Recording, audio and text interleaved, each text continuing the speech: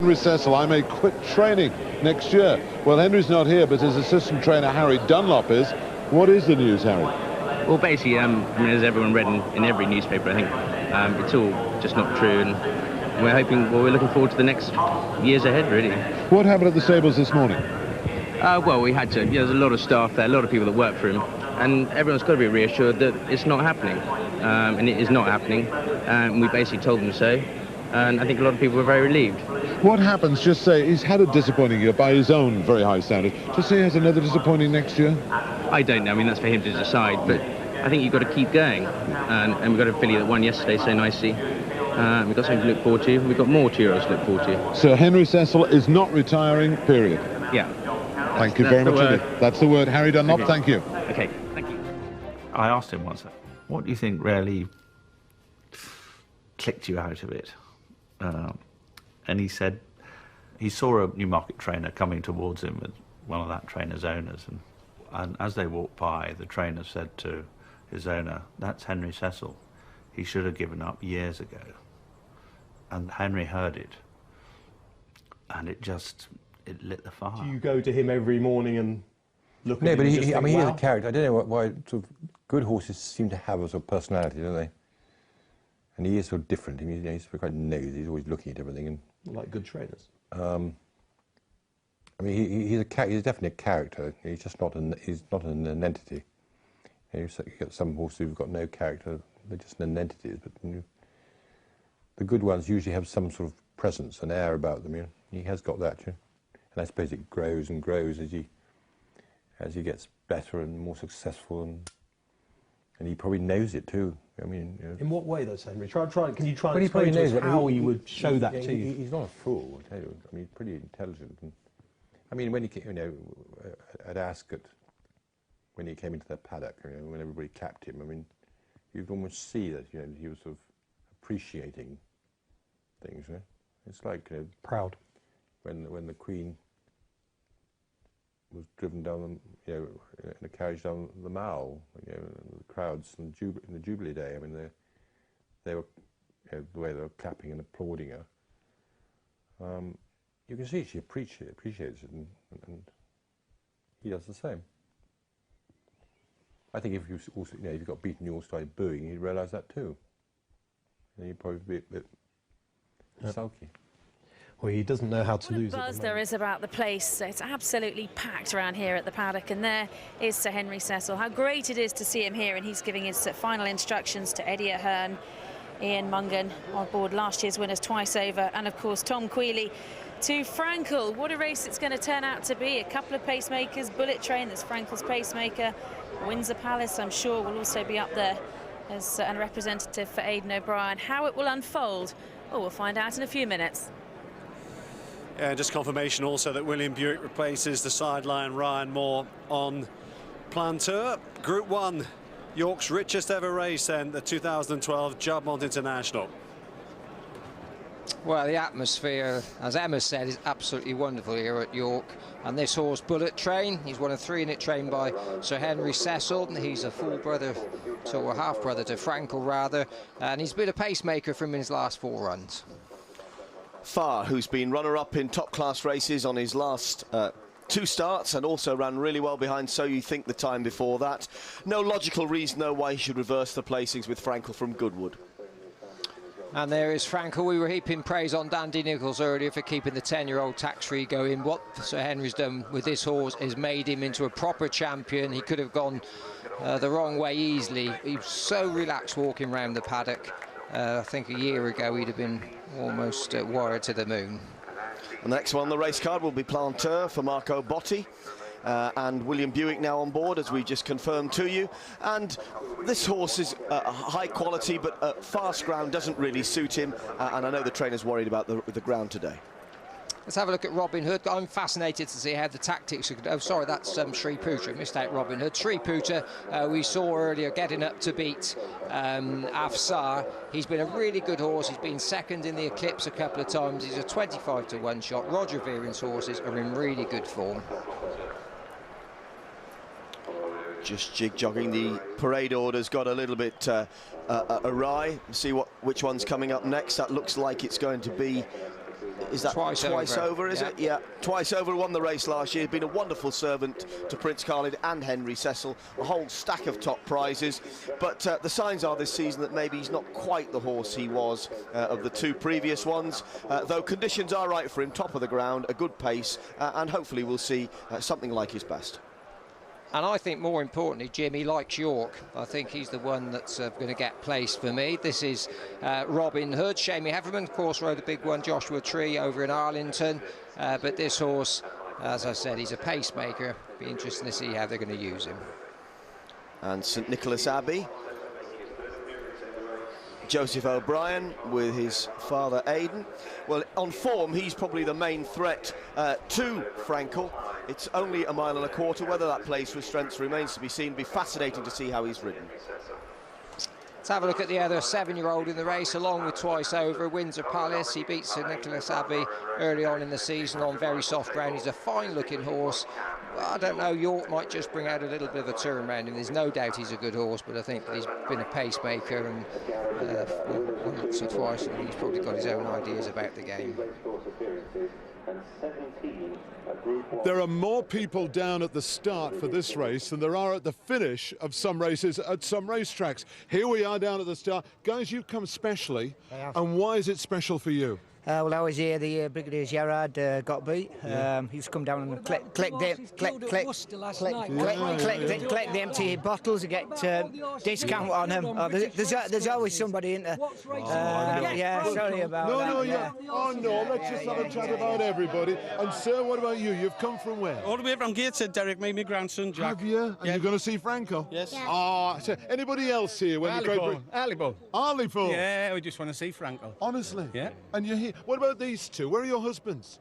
They're on the racecourse. I tell you what, and you've come down here and left them there? We've left them at the racecourse while we did lunch. Oh, well and done. then we've raced down here just to see the horse. Lovely to see you. And I think there's a guy to come through here. Can I just squeeze through? How many generations are here? There's three. Three. So tell us who. This is Grandad Kevin, Dad Liam, and grandson Jacob. Well, all three, and you're here just for one reason? Just to see for Frankel, yeah. Isn't that incredible? Absolutely. So that's what it's like here at the start. What's it going to be like at the finish?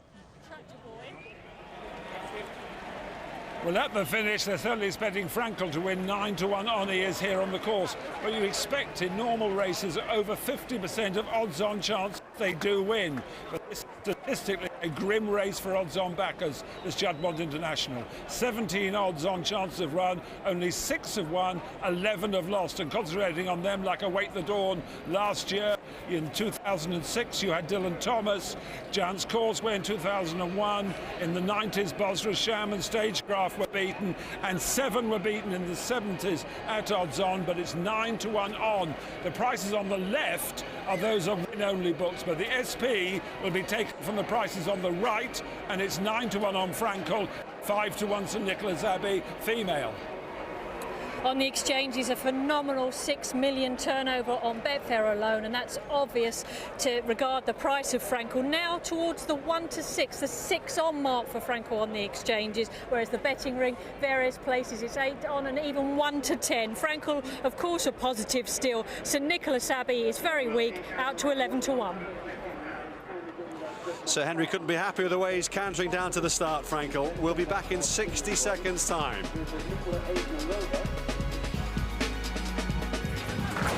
After the thrills of the international calendar, racegoers meet up in Britain to enjoy the glorious summer flat season ahead.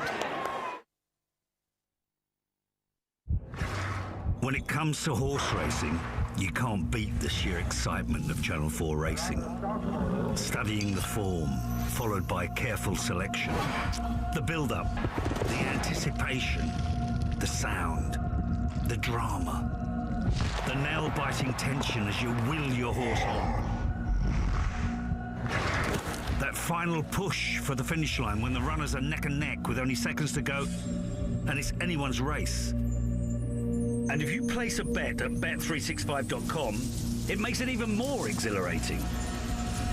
Why? Because it's about keeping a promise to always give you our best price on every horse running. From 10 a.m. on race day, we constantly update our prices and match best price from selected competitors for all races shown live on Channel 4. So you know you'll absolutely get our best price. That's a promise. Bet365.com. Anything can happen. Every season brings on young novices whose breeding and training will deliver the champions of tomorrow. Dubai makes every day an opportunity. Frankel is at the start. He's got down there and he's in fantastic condition. He looks so cool, calm and collected. He's the ultimate pro. And Emma, his extraordinary winning aggregate compares to anything, doesn't it? It really does. He's won 12 times. In those 12 races, he's won by a total of 69 lengths. His 8 Group 1s, he's won by 42 lengths. Well, Mike, if you compare that to the likes of See the Stars, who in his 6 victories won by just 9 3/4, Rock of Gibraltar, just 9 lengths, and even Zenyatta, in 13 races, just a total of 21. So he's almost treble those performances. He's absolutely spectacular. Extraordinary, extraordinary. His record of 6 Group 1 wins consecutively, and began the third last of those in the Lockinge at Newbury, beat Acceleration and Dubai Gold, and that was a taster of things to come. Ascot was even more impressive. Acceleration got very tired trying to cover his move, and in the end is out on his feet as Frankel storms away to as impressive a win as you'll ever see over a mile. And then at Goodwood. Yeah, Goodwood, it was far. Gabriel, Bullet Train, just trailing in his wake again. I think it's right to say, though, that this represents his biggest test this afternoon. It's what he does between the sort of 3 and 2. That's where he's been killing horses.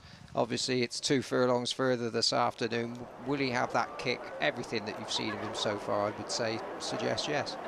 As we watch the eye catchers go through, Frankel, actually, to me, I've seen him most times he's run.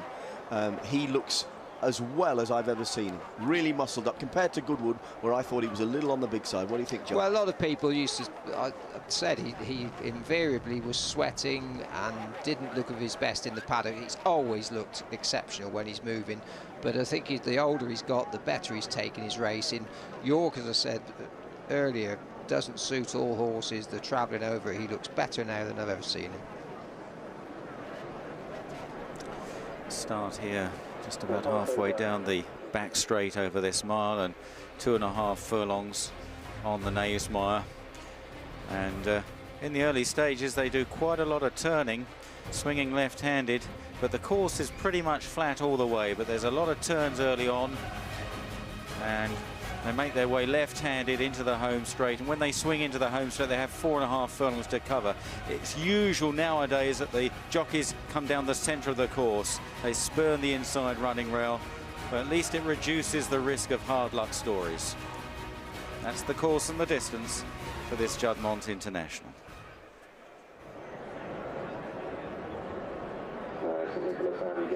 Ladbrokes, the magic signer, hoovering up all the 8-1, 9-1 on, is now 10-1 on Frankel, 5 St Nicholas Abbey and twice over, and 10 far.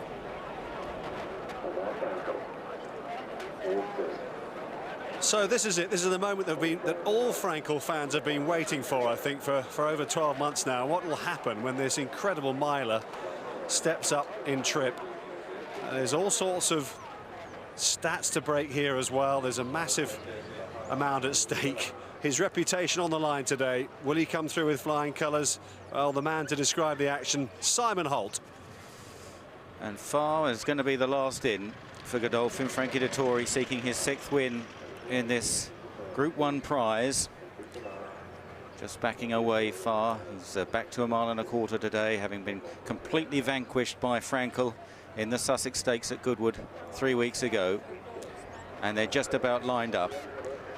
On the near side, Windsor Palace, and away they go. Frankel just a little bit slow out of the stalls, the last to leave the gate, in fact, and Bullet Train, his stable companion and pacemaker, out in front, but on the near side, Robin Hood and Windsor Palace is ridden forward as well, so the pacemakers filling the front 3 places. Now, significantly, Joseph O'Brien has got St Nicholas Abbey very handy in 4th place. He's been holding the horse up right at the back of the field in earlier races this season, but not today. St Nicholas Abbey is 4th as the pacemakers now apply the pressure. Back towards the outside of these is Far, Shri Future. They're followed by Frankel, Planteur, and in the green cap Twice Over as they make their way down the back straight. 38 miles per hour, much quicker than they went in the Great Voltager Stakes, and the field are well strung out, and it's Robin Hood that leads the way. Robin Hood on the far side from Windsor Palace and Bullet Train. This is the chasing pack there, headed by St Nicholas Abbey, then Far, Shri Future. Frankel is about 12-15 lengths behind the front-running Robin Hood as they race round the final turn. So Ballydoyle applying the pressure here. Robin Hood from Windsor Palace, just stealing a half glance at Eddie Ahern on Bullet Train in the white cap, wondering where Frankel is as they now race down the home straight. Frankel is towards the left in 3, 4, 5, 6th place at the moment under Tom Quillier, and about to break new ground over 1.25 miles. Robin Hood, Windsor Palace, the others queuing up. Far in the blue jacket, Shri Future, far side Twice Over. Frankel cruising up towards the stand side next door to St Nicholas Abbey. What a prospect here as they race towards the final quarter mile, and Frankel comes cruising through, and St Nicholas Abbey is driven along by Joseph O'Brien, and they can't get him off the bridle. Far on the far side fighting on gamely, but now Quealy asks him to stretch, and Frankel stretches away as only he can. Frankel by 5-6 lengths to Far, and St Nicholas Abbey, the crowd at York giving him a tremendous reception, a breathtaking win again, and Frankel wins the Juddmonte International almost on the bridle. Quite extraordinary. Tight for second, Far and St Nicholas Abbey, then Bullet Train, followed by Twice Over, Shri Future, Planteur, and the pacemakers at the back. No surprise there, Robin Hood and Windsor Palace. Well, what a horse this is, and if anything, he was just as impressive over the longer distance. Some would argue he was even better over it today, the way he cruised up to join them. He just picked them off easily. There was no effort involved at all, just the merest shaking up. And what a horse this is, the greatest racehorse in the world on ratings at the moment, British trained. Oh, what a summer of sport for British sport it has been. Well, 40 years ago, people came to the Knavesmire to see the great Brigadier Gerard, and the one blip on his career occurred here. He soon redeemed himself on that, and he didn't run badly on the day anyway. But there's been a lot of talk about this horse, but all his performances have matched the hype. There's fantasy, there's fable, and there's Frankel, and my, has he delivered, and what a reception he's going to get. He was brilliant, John. Oh, it's just a joy to watch him again, because, you know, you've got St Nicholas Abbey. He's won 3 Group 1 races over 1.5 miles. You've got Far, who admittedly has come up through the handicap ranks, but, you know, he's a top-class horse. You think about his run behind Daydream. He's absolutely blown them away. And well done, don't forget Tom Quealy. You know, it's easy to forget. He had a difficult job to do. They went a ridiculous gallop early on, and there was just a brief moment I thought, oh, I hope he doesn't get boxed in on the rails. He had St Nicholas Abbey just in front of him, but it didn't happen. He's got plenty of horse underneath him, but he's ridden him, and he's done him a real favour again.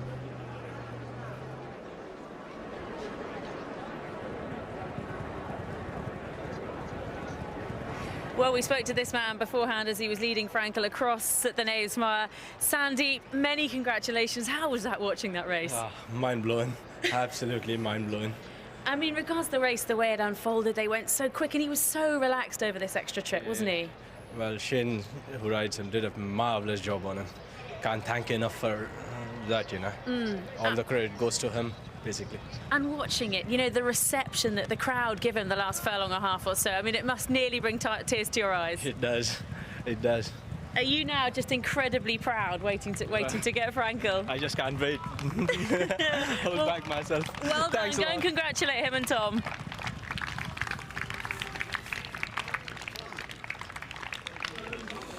Well, it's incredible, isn't it? Adrenaline is flowing here in the crowd. I don't know about you watching it at home, but it almost made you feel emotional watching the way this mighty horse cruised up on the bridle.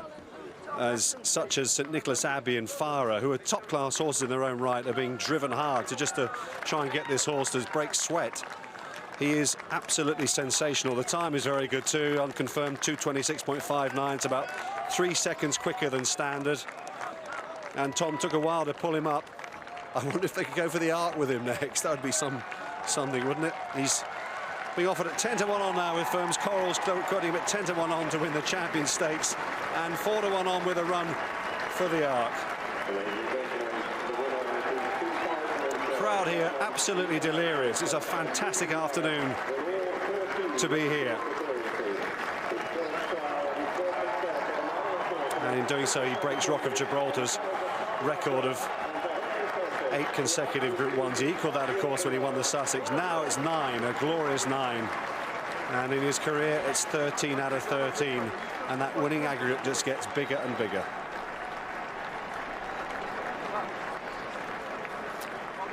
Well, John, I've been racing an awful long time, and I had a job for many years at Timeform analysing the horses and helping to contribute towards their weekly publications. You know, I understand how form works and the mechanics of it.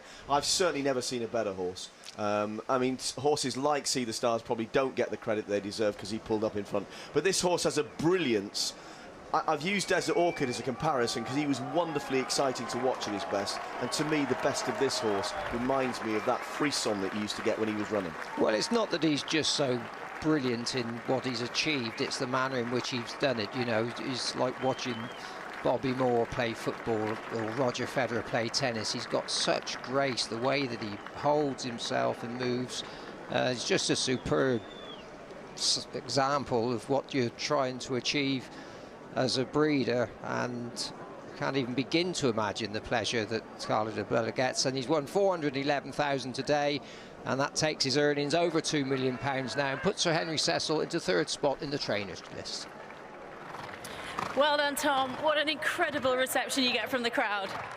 The Yorkshire crowd are good, aren't they? They enjoyed him, and that's good. Talk us through the race, because at no stage there looked to be any worries, and they've got a really good gallop for you. I sort of suspected they'd go a good gallop, and we had our plan in place, and Eddie did a good job on bullet train, and it all panned out nicely, and I gave them enough of a lead for the pace they were going, and he won ever so well. It was delightful to be a part of it. Was he even better over Malnaquota? He looked it. He was certainly as good, and it's a fantastic training performance. You know, every man and his dog seem to get their pennies worth in to see where he should run and what he should do, but to run him in the owner's race and to go and win 13 out of 13, it speaks for itself. Well done, many congratulations. Enjoy the reception.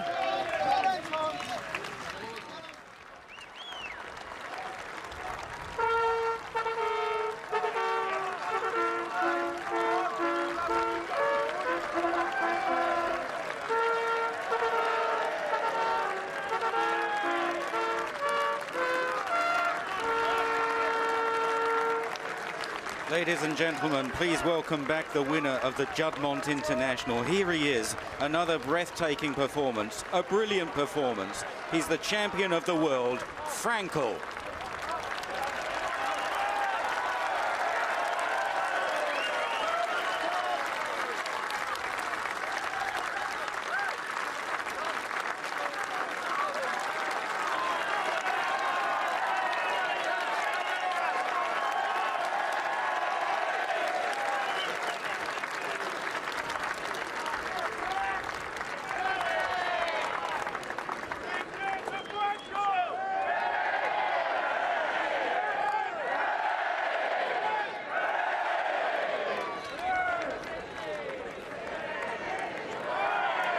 John, one of the bookmakers' quotes there said he's 4 to 1 on for the Arc. That's another 2 furlongs, a different test, obviously different group of horses. Would you go? I wouldn't want to be laying him at 4 to 1 on. I think if they dropped him back to 6 furlongs and said we're going to run him at Haydock in the Haydock Park Sprint, I'd want to be on him. You see that last year's winner, his stable companion, twice over, he's beaten him nearly 15 lengths. I mean, I looked out of the hut where we're sitting, and I'd looked back, I'd read 3 lines of the paper, and came back and he was just coming past me again. fantastic to see Sir Henry Cecil here. Been through all sorts of problems of late, but if there's ever going to be something to pick you up, better than anything that's going to come out of the bottle, that's for sure. Here. And he's the best horse in the world, by the best stallion in the world. We've been through his pedigree umpteen times for you on Channel 4 in recent weeks. There's a reminder if you don't know it. What he'll be worth when he goes to stud, well, it's a daunting thought.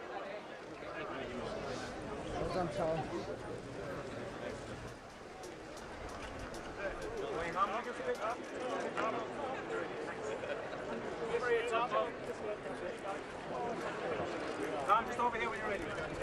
Tom, Well, the official winning distance, we haven't given you that yet, Emma, and all the excitement. 7 lengths to add to that incredible number. And the time, 2 minutes, 6.59, about a second below standard. Do you know, I've been at, well, as have you, many of the successes of Frankel, but I honestly don't think I've ever enjoyed such a buzz about the place as there has been today. Yeah, absolutely. And this crowd, we're here for one reason only, in expectation of this sort of performance, and he did all that we imagined and dreamed he would do. The way he's just travelled into it, it makes you want to laugh, doesn't it? Look at Joseph O'Brien on the top class at Nicholas Abbey, you know, a Breeders' Cup turf winner, and a very good Breeders' Cup turf winner at that. And look at this at the business end. He's making him look second-rate. But it's great, isn't it, that Tom actually, he asks him for a response, because he could just stay there on the bridle, couldn't he, and win by a couple of lengths and do it, you know, almost sort of cheekily looking around. But he doesn't. He says, come on, Frankel, let's see what you're made of here. How far are you going to quicken away this time? And it's usually, he's consistent, 6 or 7 lengths every time. It is, isn't it? And this time, not even, you know, a stroke of the whip was needed. That wonderful stride was engaged, you know, almost a spontaneous. Well, it was spontaneous. That's the beauty of this horse. He's made to race, and he's just brilliant to watch. And for the man on board as well, Tom Queally, you know, an absolute horse in a lifetime. And every time he comes back, and he's just beaming, because he trots up, canters up to about the furlong marker and goes back, and he just absorbs the atmosphere. The crowd go nuts for this horse, and rightly so. Well, I'm very pleased to welcome Sir Henry Cecil. I know your voice is just about gone, but if you could tell us, what was that like? It was great, wasn't it? And you saw yourself, and you made the judgment. He was outstanding. Is this the greatest achievement of your life? Well, it's fantastic, and it's great for Yorkshire. They're very supportive for racing, and they deserve to see him. And how does this make you feel now? Probably 20 years better. Great. Congratulations from all of us. Henry Cecil, superb. Teddy Becker, what was that like? Absolutely fantastic. For Frankel, for Henry and the team to bring Frankel in such great shape to York. Brilliant crowd who absolutely appreciated him, and then for the horse to perform like he did. It's a dream, isn't it? It's fantastic. A dream for all of us as well. We're living it. We're living the dream. Teddy, thank you. Not at all. It's brilliant.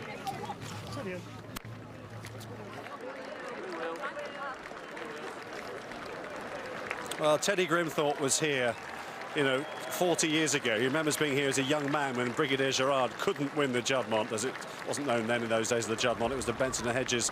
Roberto sprung one of the greatest surprises in the history of the turf. Surprises don't happen with Frankel. The only surprise is that we seem to be awestruck by him every time he runs. We should know better. He's just absolutely stunning, this individual. And he's being applauded as he's being led out on his little lap of honour around the paddock. Do you know, as he was crossing the Knavesmire, he actually had a couple of police escorts. That's how serious Frankel is these days. I've just spoken to Frankel's owner, Prince Khaled Abdul-Aziz, now talking to the press. He has just confirmed that Frankel has indeed run his last ever race. We hoped perhaps it could be extended, but how can you improve on perfection? In November 2012, Frankel left Warren Place for the last time and went off to begin his new life as a stallion at one of Prince Khaled's stud farms.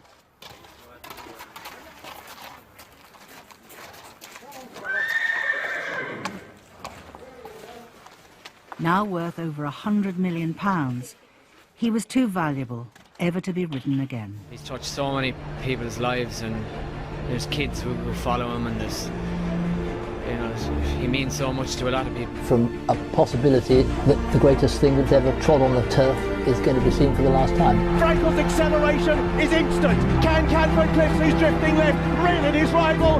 No! It's the best I've ever had. The best I've ever seen. I'll be very surprised. It's never been better. The push is Frankel, he's 15 lengths clear. He's pulverised him in the Guineas. Big responsibility on Frankel. Racing in the Royal Lodge. Out of the field, the entire field in front of him now, and he makes his move, and that's a lightning move too. By golly, he looks a champion. It's Frankel by 10 lengths. On the outside, Zoffany finishing fast, followed by Acceleration. It's Frankel now. He's starting to paddle. He's going up and down to the one spot, but he's held on. Frankel has won it. Develops Frankel, breezes up on the near side with Queenie sitting motionless, and here he goes down to the final two into unknown territory. Perfect mix of poetry and destruction, this glory of rhythm, power and majesty, the undisputed champion of the world. Will this be the ultimate? That's it, they're off and running in the Kipco Champions Stakes.